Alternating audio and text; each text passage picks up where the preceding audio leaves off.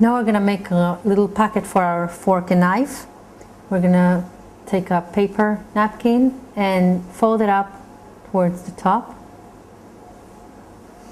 Then we're gonna take only one part of the folding and fold it towards the bottom again.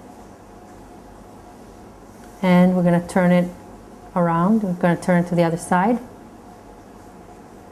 And fold the left side towards the right side, just so we can make a mark in the middle that we're going to use later, and open it up again. Then we're going to take half of the left side and fold it halfway towards the middle. And we're going to do the same thing with the right side.